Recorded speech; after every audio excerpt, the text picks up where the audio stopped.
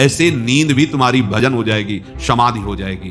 वैसे तो हर समय सावधान, पर सोते समय ऐसे सावधान होना चाहिए जैसे मृत्यु के समय योगी जन अपने सारे इंद्रियों को समेट लेते हैं। नहीं सो गए तो उसमें हमें टेंशन नहीं लेना, अभी नींद नहीं आई, 10:30 बज गए, 11 बज गए, ये नहीं। जब आप सैया पे शयन करते उस समय असावधानी हुई तो विकार छा जाएगा, ध्यान रखना।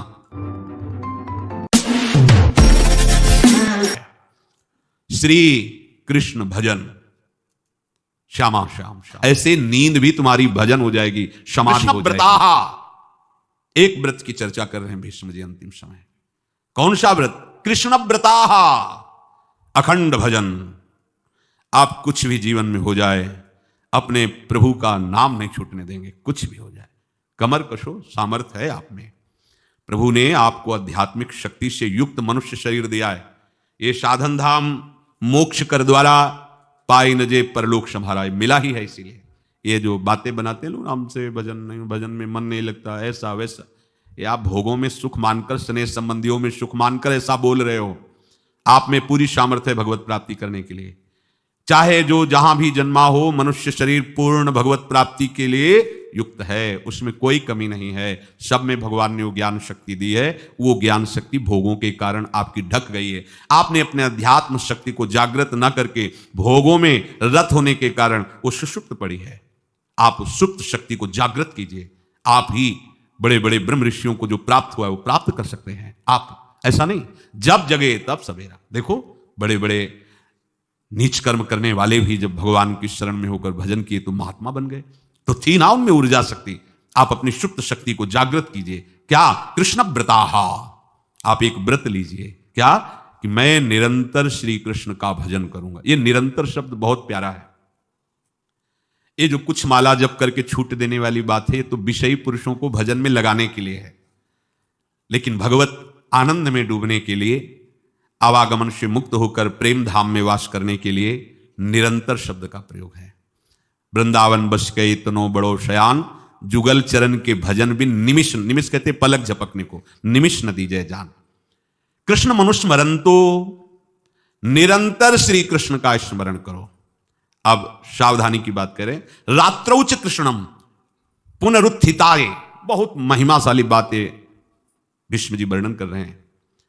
रात में सोते समय बहुत सावधान हो जाना चाहिए उपासक को।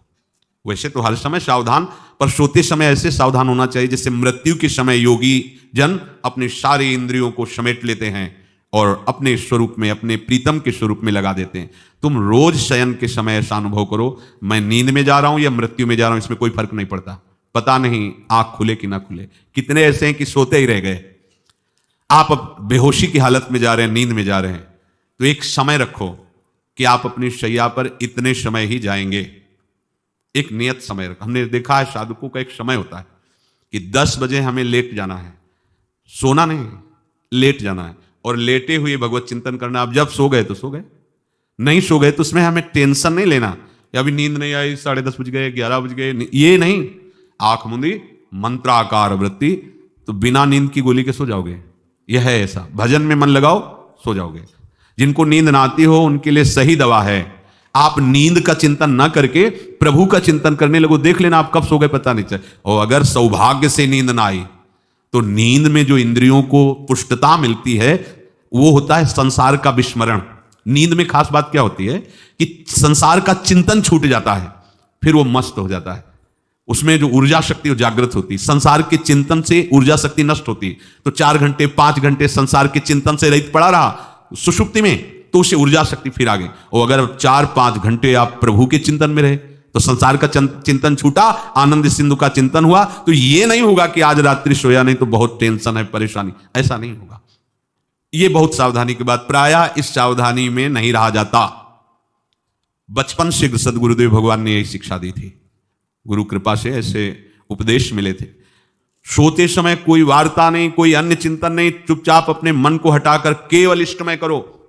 कब नींद आ जाती है इसकी चिंता मत करो, इष्टाकार वृत्ति करके ही सोना चाहिए। तो आगे जो लिखा है पुनरुत्थिताय, जब उठो तब वैसी वृत्ति, तो कुछ दिन बाद स्वाभाविक हो जाएगी। स्वाभाविक हो। अपने तो इतना तक देखा है कि जैसे आधा पद में होश रहा और निद्रा आ गई, तो जब चेतना आई तो उसी पंक्ति से जहां से होश गायब हुआ था उसी पंक्ति से जागरण प्रारंभ हुआ। ऐसा ही जब ऑपरेशन के समय बेहोश किया गया था तो उनसे कहा था हमें बता देना कुछ मिनट पे, तो उनका हाँ लगाने वाले इंजेक्शन और कुछ ही सेकंड में इसका श्रवण, बस। तो जो पद चलाया था जब होश आया था तो वही पद चल रहा था, मतलब बेहोशी में वो पद अपना अधिकार किए हुए था। ऐसे नींद भी तुम्हारी भजन हो जाएगी, समाधि हो जाएगी, यदि आप सोते समय प्रभु का चिंतन करेंगे। बहुत ही सावधानी की बात है, यदि इस जन्म में परम लाभ लेना चाहते हो तो इस श्लोक को अपना जीवन बनाओ। कृष्ण व्रताहा, हमारा जीवन का एक ही व्रत है कि हम अपने प्रीतम का भजन नहीं छोड़ेंगे, अखंड भजन। हमें ये नहीं देखना कि उपांशु मानसी को इसमें कितने गुना, हमें गुना बना नहीं देखना। हमें अपने प्रभु को बोलना नहीं। भजन में मन नहीं लग रहा, पद गा रहे हैं, जोर जोर से चिल्ला रहे हैं, नाम कीर्तन हमें अपने प्रभु से जुड़े रहना है। कृष्ण व्रताहा, कृष्ण मनुस्मरंतो, हमारा निरंतर स्मरण चले, बस ये प्रयास रखना है।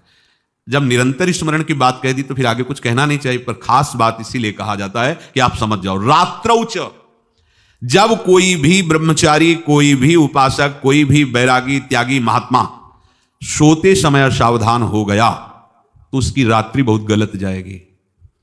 खास जब आप सैया पे शयन करते उस समय असावधानी हुई तो विकार छा जाएगा, ध्यान रखना। आपका चिंतन गलत हो जाएगा, आपकी चेष्टा गलत हो जाएगी, जागृत में ना सही तो स्वप्न में। आप सावधान उस समय जरूर रहिए और उतना ही विश्राम कीजिए जितना आवश्यक हो। व्यर्थ में करवटें मत बदलिए, ये उपासक का स्वरूप नहीं होता। रोगी है तो बात अलग है, बड़े असाध्य रोगों से, नहीं तो ऐसी दिनचर्या नहीं होनी चाहिए। कै बजे? 3:30, अभी आधा घंटा तो है, फिर कमर ओढ़ लिए, ये साधक का नहीं होता। उचित समय, जो मान लो 4 घंटा विश्राम का, तो अब ये नींद का विषय आओ या ना हो, हम तुम्हारे लिए पुष्प बिछा के नहीं बैठेंगे कि आ जाओ आ जाओ, नहीं आई तो अब ये नहीं गया, अब इतने समय नहीं आई थी, अब 4 बजे उठने के समय कैसे, नहीं, ये फेंका। उसमें विचार नहीं के पहले फेंको और सैया से नीचे उतरो, भूमि को प्रणाम करो, आगे बात नहीं। वो फिर आपको ऐसा होता है 10 मिनट में तो कोई बात नहीं, 10 वो पार कर देगा, घंटा दो। रात्रौ च कृष्णम पुनरुत्थिताय, ये नियम लीजिए। सोते समय आप बिल्कुल मृत्यु दशा की स्थिति लाइए, जैसे मरने वाला नहीं होता, सब जगह से मन हटाकर। और सच्ची है, पता नहीं आंख खुले कि ना खुले, ये बड़ा धोखे का जीवन है। ये ऐसे हजारों लोग सोए और सोते ही रह गए। हमको धोखे में नहीं रहना।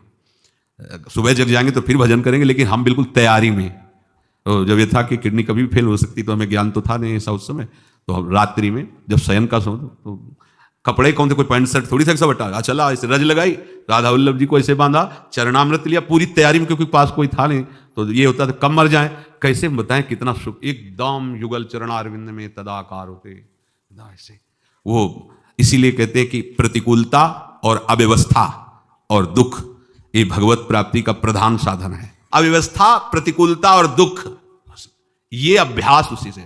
जब शाम के शयन करते तो पहले वृंदावन को प्रणाम करके और ऐसे भावना में प्रिया प्रिया कहते कि जैसे भी आपके हैं, अगर शरीर छूट जाता है रात्रि में तो आप धोखा ना करना, आप बुला लेना अपने। और कैसे बताओ उस समय कैसे भाव होते थे, कोई पास नहीं, कोई सुविधा नहीं, 1 रुपया नहीं, तो एकदम दैन्यता, एकदम कितना सुख मिलता, वो एकदम केवल भगवद आश्रित। तो रात्रौ च कृष्णम पुनरुत्थिताय, ये बहुत पकड़ने वाली बात है। रात्रि के समय कोई और चिंतन न बनने पावे, देखो अभ्यास। और उस समय खास करके विषय चिंतन बनता है, ध्यान रखना। दिन भर लड़ते रहोगे इंद्रियों से, और जब आप शयन के समय जाओगे तब वो अवसर ढूंढेंगे और आपको विषयों में फंसाने की चेष्टा करेंगे। कोई क्रिया या पूर्व में कोई क्रिया या कोई दृश्य या कोई बात, अगर कहीं मोबाइल से मित्रता है और बगल में रखा है तो भूल जाओ, रात्रौ च कृष्णम पुनरुत्थिताय। जब तक नींद नहीं आती तब तक फिर वो ऐसी सामग्री डाल देगा कि वो बर्बाद हो जाओगे। साधक मान लो, हमारी प्रार्थना मान लो, हम मानते हैं कि आज के समय में यंत्र का बहुत बड़ा प्रभाव है। अब यंत्र का प्रभाव देख लीजिए, यही छाती पे मोबाइल होगा, यही धड़कन के साथ वो घंटी बजे और कुछ नहीं। ऐसा भगवान का खेल रचा है। और इसमें सबसे खतरनाक बात है कि आप जो चाहो देख सकते हो, जहां चाहो, जैसे विश्व की पूरी बात, पूरा विश्वात्मा है, ये विश्वात्मा स्वरूप है, सर्च करो देख। अब अगर साधक सावधान नहीं है तो समाज में तो ऐसे कट गया। एकांत में जब शयन के समय गया, उस समय मन आपको फंसाने की चेष्टा। प्रार्थना है, अगर आपके पास मोबाइल हो तो एक उसका समय रखो, अगर आपको ऐसा लगता है कि कोई परिस्थिति आ जाए, हम स्विच ऑफ किए हैं, तो एक और मोड कहते हैं, कोई फ्लाइट मोड दो, क्या मोड में लगा दो, सीधे मत रखो, मोड में लगा दूर रख दो। आप अपने चित्त को प्रभु में जोड़िए। रात्रि के समय मोबाइल का प्रयोग मत कीजिए। मान लीजिए रात्रौ च कृष्णम पुनरुत्थिताय, सुबह उठते ही आपको कुछ चिंतन नहीं करना। सबसे पहले उठते ही, यदि आपके अभ्यास में आ गया तो ऐसा ही होगा, नहीं तो आपको पहले सदगुरुदेव भगवान का प्रणाम नमस्कार और कुछ भक्तों का, और फिर नाम जप, भले 5 मिनट ही करो, अपने आराध्य देव का सुमिरन, फिर अपनी दिनचर्या करो। ते कृष्ण देहा प्रवशन्ति कृष्ण माज्यम यथा मंत्र हुतम हुताशे। वो ऐसे श्री कृष्ण रूप होकर श्री कृष्णमय हो जाते हैं जैसे मंत्र पढ़कर हवन किया हुआ घी अग्निमय हो जाता है। ऐसे ही यदि आप निरंतर प्रभु के चरणारविंद का आश्रय लेकर उनका भजन करोगे और रात को पवित्र रखो, दिन तो समाज में कटेगा, आपका एकांत पवित्र होना चाहिए। जरूर इस बात पर ध्यान दीजिए, आपका एकांत पवित्र होना चाहिए। एकांत में मन अधकचरे साधकों पर शासन करके उनको भ्रष्ट करने की पूरी ताकत लगाता है। आप मन को सहयोग मत कीजिए, मन को डराइए, ऐसे कोई आचरण मत कीजिए, नहीं तो क्या होगा, ये सब ऐसे ही लगेगा, फिर वो आनंद नहीं। जब तक भगवदा आनंद नहीं, निज सुख बिन मन होई कि थीरा, अगर आपको हृदय में भगवदा आनंद नहीं मिला ना, तो ये सब बातें बातें केवल रह जाएंगी, होंगे बुरे आचरण ही, आचरण आपके बुरे ही होंगे, देख लेना। इसलिए सावधान। सुबह उठते समय ये आप नित्य अभ्यास कीजिए। सबसे पहले चेतना आने पर गुरुदेव भगवान को प्रणाम करें। मेरा जीवन उनके आदेश से ही उनके आराध्य देव में लगेगा। हमारे आराध्य देव नहीं, अभी तो हमें यह देखना है कि गुरुदेव के आराध्य देव वही देंगे हमें प्रिया प्रीतम, तब हमारे हृदय में अपनापन होगा। गुरुदेव की कृपा के बिना ये आराध्य देव रीझने वाले नहीं हैं। चाहे जितना तुम चाहे बना के साधन करो, ना पाई है बिन स्वामी यह अकेली, वो श्री कृष्ण स्वरूप हो जाता है। जो दुखों से भीत होकर नरक से बचने के लिए, संसार रूपी समुद्र से बचने के लिए, भयंकर विकारों की ज्वाला से बचने के लिए जिनका आश्रय ले लेता है तो सब बच जाता है। ऐसे श्री कृष्ण को नमस्कार करता हूं। प्राण कांतार पाथेयम संसारोच्छेद भेषजम दुख शोक परित्राणम हरिरीत्यक्षरद्वयम। हरि, ये 2 अक्षर दुर्गम पथ में संकट के समान, प्राणों के लिए राह खर्च के समान, अर्थात संसार की राह में चलते हुए भी आपको कभी दुख नहीं भोगना पड़ेगा यदि आप हरि हरि हरि ऐसा उच्चारण करोगे। संसार रूपी रोग से छुटकारा दिलाने के लिए महाऔषधि के तुल्य ये हरि, समस्त दुख शोकों से उद्धार करने के लिए ये हरि। विद्या और तपस्या जिनके द्वारा प्रकाशित होती है, मैं वाणी रूपी पुष्प से ऐसे श्री कृष्ण का पूजन किया। भीष्म जी, मेरे परम प्रीतम श्री कृष्ण, मैं मन से आपको वरण किया हुआ हूं। ये वाणी रूपी पुष्प आपके चरणों में समर्पित करता हूं। अब मेरा अंतिम समय है। मेरी बुद्धि अब तक कुंवारी रही है, किसी का वरण नहीं किया, अब इसे स्वीकार कर लो। भीष्म जी अपनी बुद्धि रूपी कुंवारी को श्री कृष्ण रूपी वर के चरणों में समर्पित करते हैं और जोर से उच्चारण किया, नमः श्री कृष्णाय। वाणी बंद, प्राण छोड़ दिए। ये महाभागवत की अंतिम गति। बड़े बड़े योगी पुरुष जिनका यत्न करके अंतिम समय स्मरण करना चाहते हैं, समस्त महात्माओं ने देखा, उन श्री कृष्ण को देखते देखते भीष्म जी ने अपने जीवन का परम फल प्राप्त किया, अर्थात उनको देखते देखते प्राण छूट गए। भीष्म जी का बोलना बंद हो गया। वहां बैठे हुए बड़े बड़े महर्षियों के आंखों में आंसू आ गए और सबने गदगद कंठ से भीष्म जी की भूरी भूरी प्रशंसा की। सबने भीष्म जी की बड़ी सराहना की कि ऐसी दशा अंतिम समय में भगवान जिसके सामने हो और भगवान की स्तुति करते हुए पधारे। पुरुषोत्तम प्रभु श्री कृष्ण जी मंद मुस्कुराते हुए, अर्थात भीष्म को अपने परमानंद का दान करते वापस आ गए। ये हैं प्रभु श्री कृष्ण। जब कोई इनकी महिमा को, इनके चरणारविंद से जानता है, तभी वो ये कह पाता है कि वास्तविक मैं नहीं जान पाया। यही जानता है जो ये जानता है कि मैं जान गया, वो जान नहीं पाया, और जो जानता है वो यही जान पाया कि मैं जान नहीं पाया। इतने बड़े बड़े महर्षि, इतने बड़े, जो ये जानता है कि मैं जानता हूं, तो अभी वो जान नहीं पाया।